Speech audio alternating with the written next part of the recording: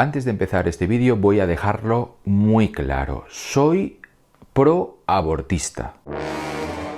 Pero que sea una cosa no significa que comulgue con los argumentos de quienes dicen pensar como yo. Soy proabortista, sí, estoy a favor del aborto, pero no me convencen muchos de los argumentos que se usan para defender esta idea. O dicho de otra manera, no hay forma sencilla de saber si el aborto está mal o está bien si no resuelves un montón de variables proxy introduciendo cierta dosis de ideología. Una ideología que, a su vez, está sustentada en matrices morales que surgen de una combinación genes-ambiente. A pesar de eso, a pesar de que prefiero obviamente que haya diversidad de opiniones y o cosmovisiones sobre este tema, también prefiero que sea legal que la gente pueda abortar libremente. Porque más allá de los debates que pudiéramos establecer alrededor del aborto, que en suma se trata de discutir dónde ponemos una línea o una frontera arbitraria que bascule entre el asco moral, la información científica objetiva y el pragmatismo, lo que queda constatado una vez más es que cuando es difícil abortar legalmente, las mujeres buscan otras maneras de abortar. Y esta constatación viene de la mano de los macrodatos, del Big Data. Por ejemplo, en 2015 en Estados Unidos hubo más de 700.000 búsquedas sobre cómo provocarse un aborto y 3,4 millones de búsquedas sobre clínicas para abortar. Tal y como lo explica Seth Stephens-Davidovich en su libro Todo el mundo miente, preguntaron a Google si era posible abortar mediante el uso de vitamina C o hierbas como el perejil. Hubo unas 4.000 búsquedas de orientaciones sobre cómo hacerse un aborto con una percha, incluidas unas 1.300 con la frase exacta cómo hacerse un aborto con una percha. Además, cientos de personas indagaron en la posibilidad de abortar metiéndose lejía en el útero o golpeándose el estómago. El estado con el índice más alto de búsquedas de Google relativas a los abortos autoinducidos es Mississippi, que solo dispone en la actualidad de una clínica para abortar a pesar de que allí residen unas 3 millones de personas. Los estados con más búsquedas de este tipo de abortos son precisamente los que son contrarios o muy contrarios al aborto según la moral o las leyes vigentes. A pesar de que las búsquedas en Google sobre este tipo de abortos se mantuvo estable durante años, en 2011 hubo una subida del 40% justo al inicio de la campaña nacional contra el aborto. Ese año se promulgaron 92 disposiciones estatales contra esa actividad. Todo esto son datos para reflexionar, para entender hasta qué punto prohibir no es la solución, sino que a veces incluso ejerce un efecto contraproducente. Datos que nos sugieren que hemos de regular el aborto, que hemos de permitir que la gente pueda abortar y que también hemos de desear que haya gente que esté en contra del aborto o que lo considera aberrante. Todo eso es necesario, todo. Y vamos a intentar profundizar en todo ello en este nuevo Baker Café.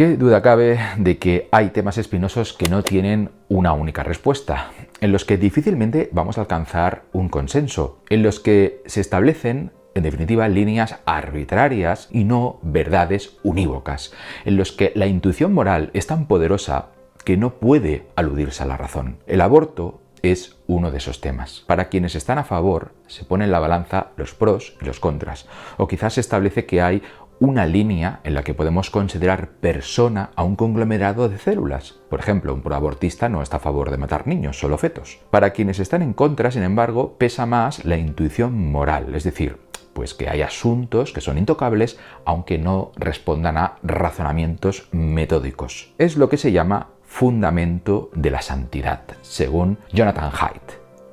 Todos tenemos intuiciones morales. Consideramos que hay cosas que están bien o mal con independencia de que sean racionales, prácticas o explicables. Por ejemplo, si vemos a una enfermera que acaricia con ternura a un paciente en coma mientras realiza su trabajo, consideraremos, naturalmente, instintivamente, intuitivamente, que es buena persona, que es una buena profesional, que se implica, que es moralmente confiable. Y eso lo mantendremos aunque sepamos a ciencia cierta que el paciente no está sintiendo nada. Es decir, que no importa si la enfermera realmente lo acaricia o no para realizar correctamente su trabajo. Sin embargo, nos gusta que la enfermera se conduzca de esa manera. Esto, naturalmente, solo es un ejemplo límite para dilucidar cómo funcionan nuestras intuiciones morales. Hay una serie que me encanta, llamada The Terror, que pone de manifiesto, de hecho, estas dos posturas morales que se pueden adoptar frente a un problema espinoso como el aborto: el idealista y el consecuencialista.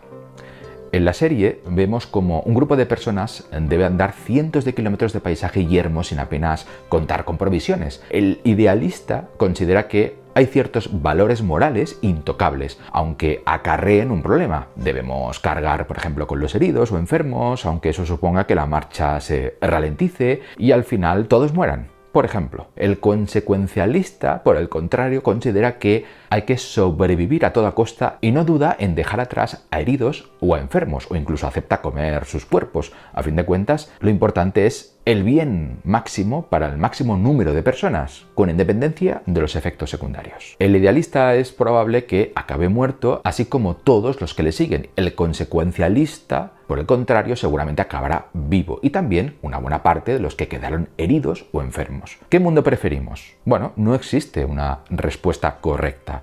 En función de nuestra respuesta, tenderemos a tener intuiciones morales más desarrolladas en uno u otro sentido. Basta decir que el protagonista de The Terror es el idealista y el consecuencialista es el villano. El protagonista sencillamente afirma en un momento dado de la serie que prefiere morir siendo humano que sobrevivir siendo inhumano. Es decir, que para los idealistas, el bien común, obtenido de un cálculo racional, no es lo más importante, sino los valores en los que sustentan su convivencia con los demás, obtenidos a su vez de intuiciones morales. Estas intuiciones morales, que construyen valores intocables alejados del escrutinio racional profundo, han sido designados como fundamento de santidad. Según Haidt, el fundamento de santidad permite desarrollar la psicología de lo sagrado en el sentido de que otorgamos valores importantes a cosas que objetivamente no lo tienen. ¿Por qué las personas de manera tan natural tratan objetos, banderas, cruces, lugares, la Meca, un campo de batalla relacionado con el nacimiento de su nación, personas, santos, héroes y principios, libertad, fraternidad, igualdad, como si tuvieran un valor infinito? Según Haidt, esto sucede por las intuiciones morales basadas en el fundamento de la santidad.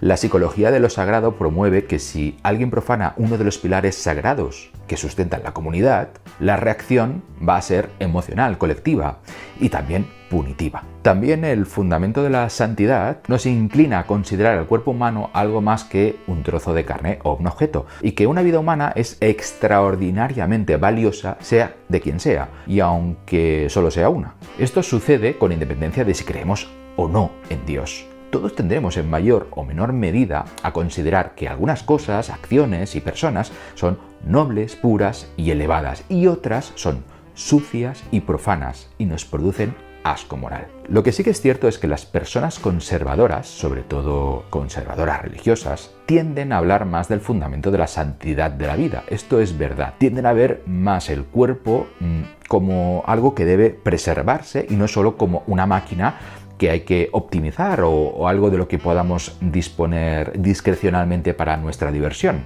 Ahí está el onanismo, por ejemplo.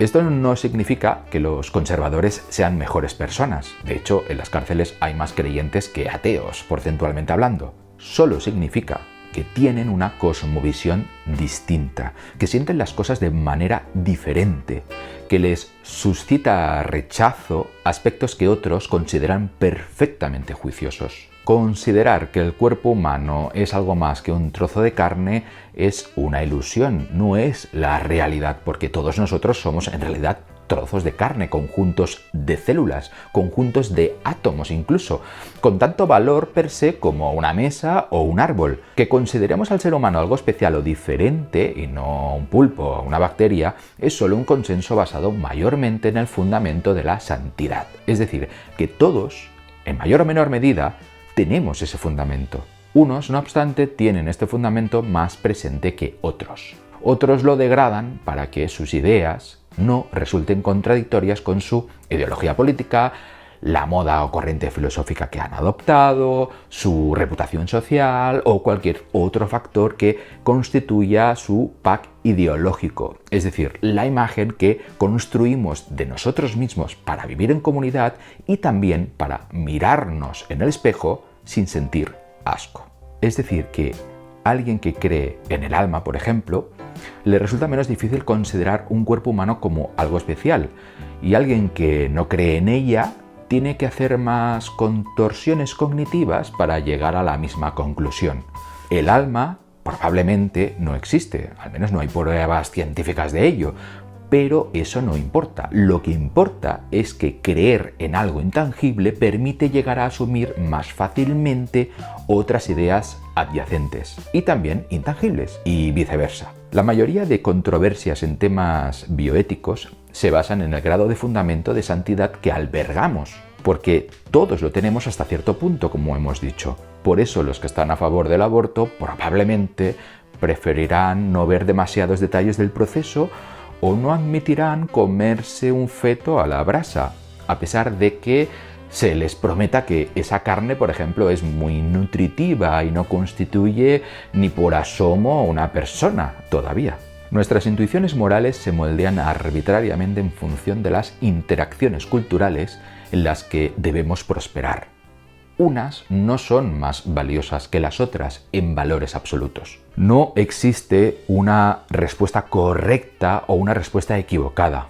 Todo depende de lo lejos que queramos llegar en nuestro análisis. Todo es una mezcla de razón, datos científicos, intuiciones y convivencia. No es una guerra cultural entre creyentes y ateos, entre conservadores y progresistas.